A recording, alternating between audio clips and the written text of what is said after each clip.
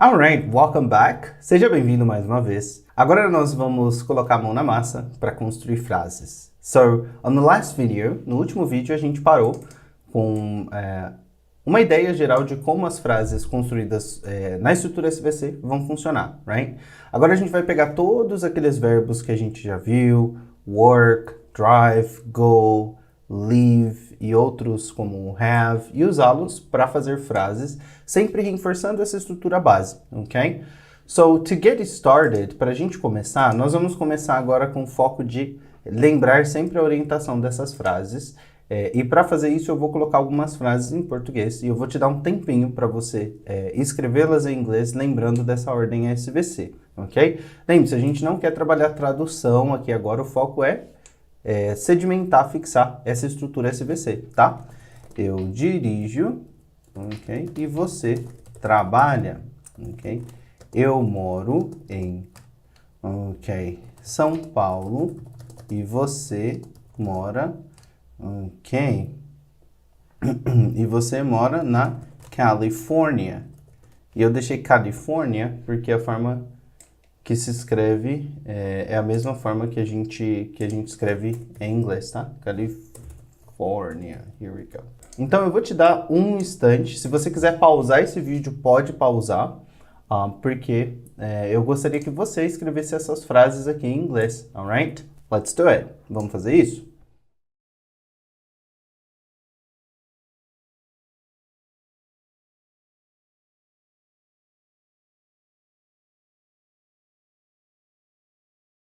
Ok. Agora que a gente já deu um tempinho para a construção das frases, se você precisar de mais tempo, pausa o vídeo, ok? Nós vamos começar a trabalhar eles, sempre pensando na estrutura SVC, ok? Então, eu dirijo. I drive, ok?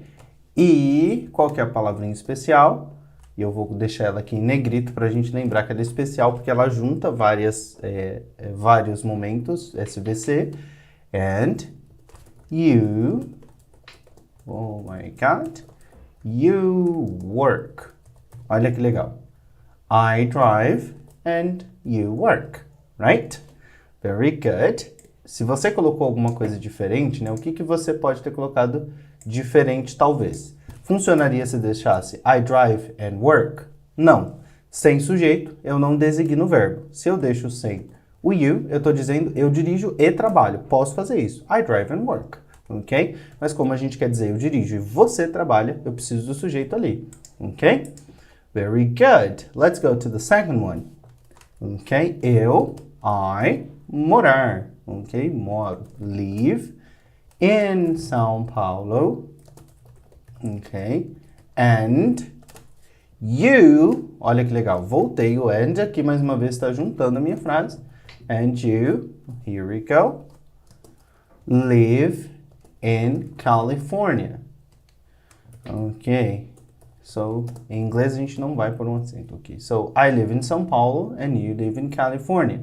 Olha que interessante e legal aqui. Eu nunca vou deixar de destacar o sujeito, né? Porque eu preciso dele para dizer quem que faz o verbo, right? E nesse caso aqui, eu poderia dizer I live in São Paulo and you in California. Olha que legal. Tô na mesma frase, não tem uma vírgula, não tem um ponto final, etc. Posso até usar. Lembrando que o nativo sempre vai querer usar o verbo, ok? Especialmente quando estiver escrevendo, ok? Falando, talvez ele engula esse verbo, mas geralmente escrevendo ele vai manter. Alright, let's practice pronunciation. I drive and you work. Ok? Vamos agora pronunciar de um jeito mais combinado, ok? I drive, fica normal, and you, ou and you, work. Let's go again. I drive and you work. Let's repeat. Vamos repetir. I drive and you work. Ok? Very good. Vamos para a próxima e aqui a gente tem bastante campo, olha. Vamos começar aqui. Você viu que eu não traduzi São Paulo? Eu não preciso traduzir São Paulo, tá? São Paulo é nome próprio, eu não traduzo nome próprio, tá? Por exemplo, eu vou para os Estados Unidos e eu me chamo Roberto e aí eu falo Roberto. Não, Roberto, ok? Idealmente você não traduz nome próprio. Os nativos vão ter dificuldade para pronunciar e é daí que tem gente que acaba criando uma forma, Robert, por exemplo. Pode até usar, tá? Se você quiser levar o equivalente, mas nome próprio não se traduz teoricamente, ok? Alright? A não ser que existe uma tradução oficial, tipo Nova York, a gente tem New York, ok? Alright, let's go. I live in São Paulo and you live in California. Ok? Let's go again. Um pouco mais rápido.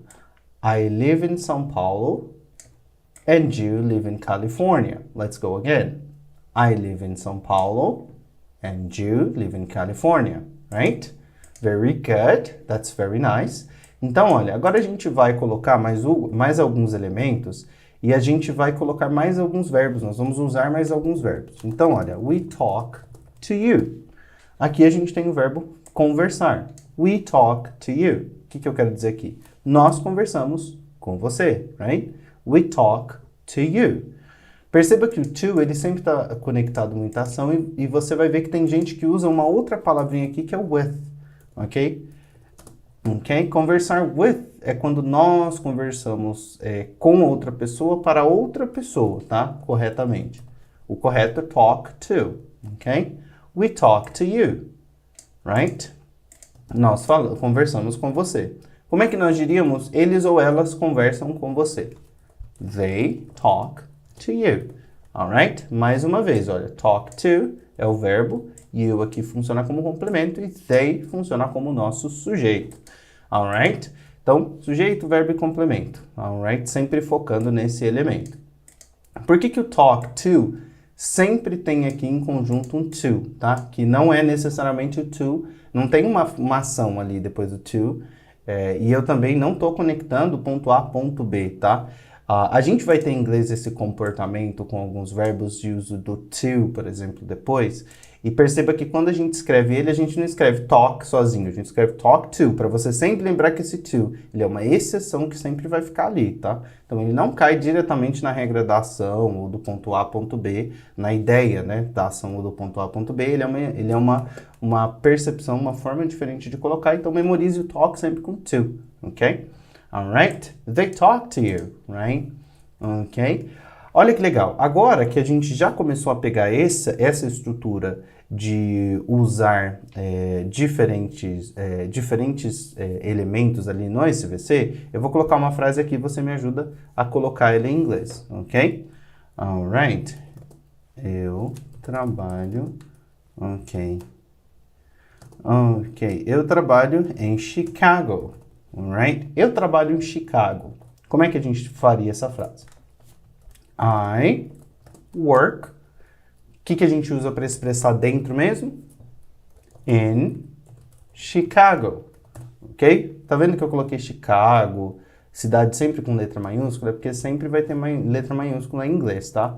Para cidades e estados e afins. Então, I work in Chicago. Eu estou usando a ideia de SVC, e aqui o in, ele está dentro do complemento, mas ele é uma estrutura independente, é uma preposição de lugar, ok? Very good. Como é que eu digo, ok? Agora, para a gente terminar essa primeira parte, falar um pouquinho da diferença de she, he, it em relação a I, you, we, they. Vamos agora, para a gente finalizar essa parte, vamos colocar uma outra frase para você processar aí em inglês, ok? Ok, você dirige... Ok, here we go, sorry. Você dirige... Ok, em São Paulo. Você dirige em São Paulo. Como é que ficaria? Primeiro a gente começa com você, né? You, very good.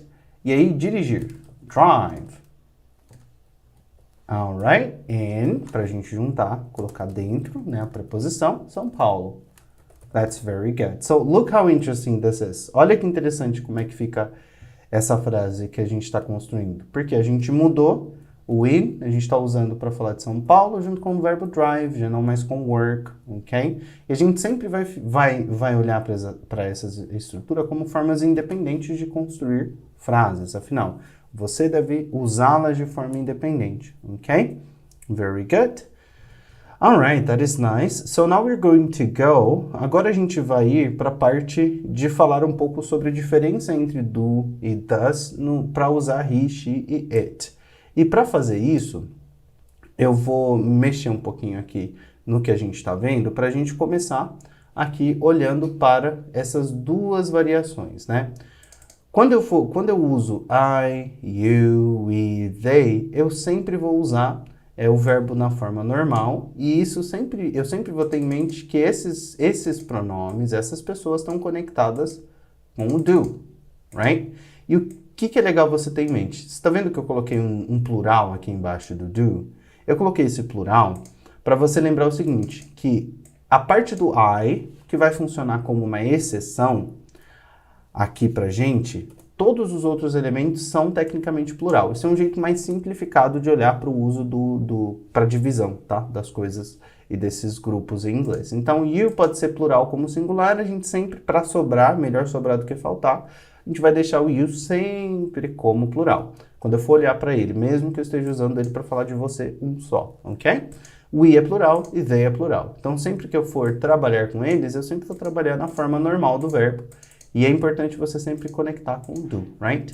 Já o does, ele sempre vai expressar singular, mas é singular terceira pessoa. Ou seja, não sou eu, não é você, não somos nós, não são eles nem elas, é ele ou ela que está longe.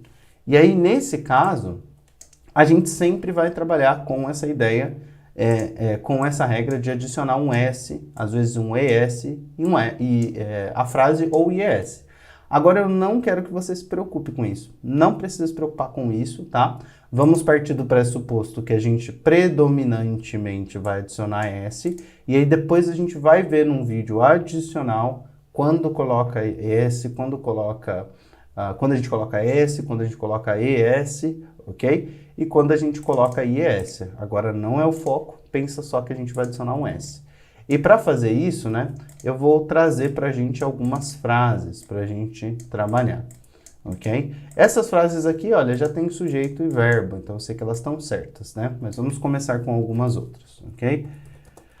Alright, she works in New York.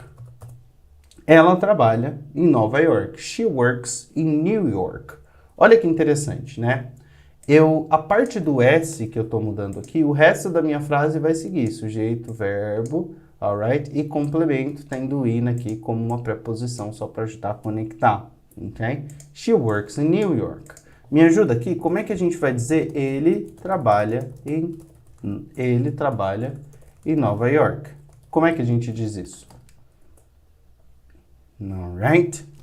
Number one, he, right? Here we go. Sorry about this. He work. O que está faltando aqui para ficar certinho? He, terceira pessoa do singular, works in New York. Alright, very good. Ponto interessante, né?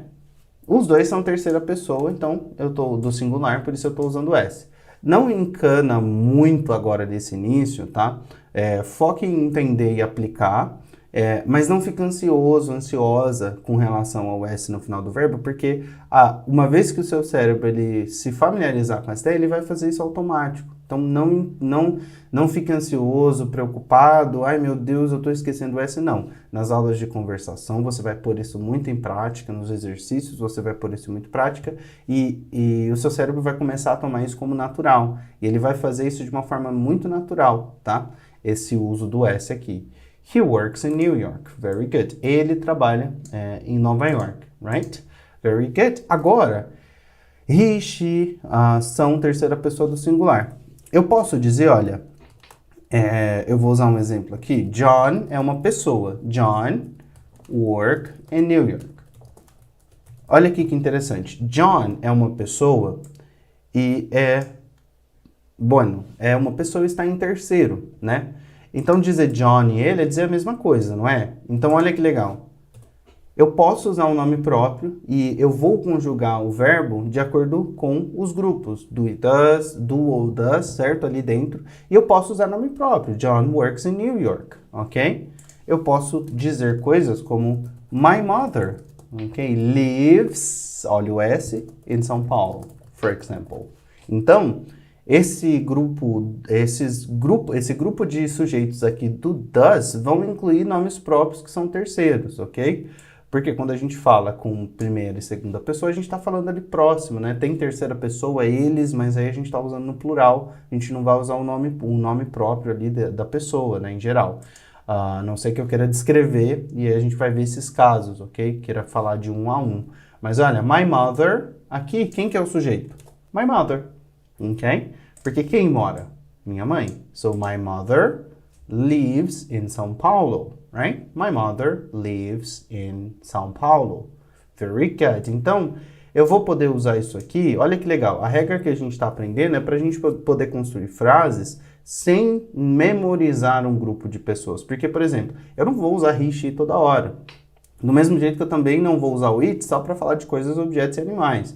Alright? Então, quando você começa a pegar essa estrutura, você vai ver que é mais fácil de você processar para fazer frases. E nas aulas de conversação, desde o começo, você já vai começar a trabalhar esse entendimento. Ok? So, he, she ou o nome da pessoa, ambos vão funcionar.